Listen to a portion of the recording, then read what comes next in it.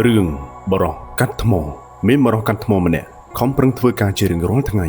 ដោយបំបាយថ្មនៅក្រោមពន្លឺព្រះអាទិត្យដ៏ក្តៅគាត់បានសងខ្លួនគាត់ឲ្យមានកម្លាំងខ្លាំងក្លាគាត់បានឃើញពាណិជ្ជករអ្នកមានម្នាក់ហើយគិតថាខ្ញុំចង់ក្លាយជាពាណិជ្ជករភ្លាមៗនោះគាត់បានក្លាយជាពាណិជ្ជករម្នាក់បន្ទាប់មកគាត់បានឃើញស្ដេចមួយអង្គហើយក៏ចង់ក្លាយជាស្ដេចដែរបន្ទាប់មកទៀតគាត់បានឃើញព្រះអាទិត្យដែលមានថាមពលខ្លាំងនិងមានពន្លឺដូចភ្លើងឆេះហើយក៏ចង់ក្លាយជាព្រះអាទិត្យប៉ុន្តែពពកបានបិទបាំងព្រះអាទិត្យនោះដូច្នេះគាត់បានក្លាយជាពពកក្រោយមកខ្យល់ក៏បានបក់ផាត់ពពកចេញទៅហើយគាត់ក៏បានក្លាយជាខ្យល់រួចហើយគាត់ក៏បានឃើញភ្នំដ៏ធំមួយដែលមិនអាចបក់បោកដោយខ្យល់បានឡើយហើយគាត់ក៏បានក្លាយជាភ្នំប៉ុន្តែភ្លាមនោះគាត់ក៏មានអារម្មណ៍ថាឈឺចាប់ណាស់ដោយមានបរោះកាត់ថ្មដ៏តូចមួយបាននឹងកំពុងពុះជ្រៀកគាត់ជាចំណែកនៅទីបញ្ចប់គាត់បានយល់ថាតាមពិតទៅអ្នកកាត់ថ្មមានកម្លាំងខ្លាំងក្លាតាំងតែពីដើមមកពេលខ្លះយើងស្វែងរកអំណាចនិងភាពជោគជ័យនៅខាងក្រៅខ្លួនយើងប៉ុន្តែធាតុពិនកម្លាំងដែលយើងស្វែងរកគឺស្ថិតនៅក្នុងខ្លួនយើង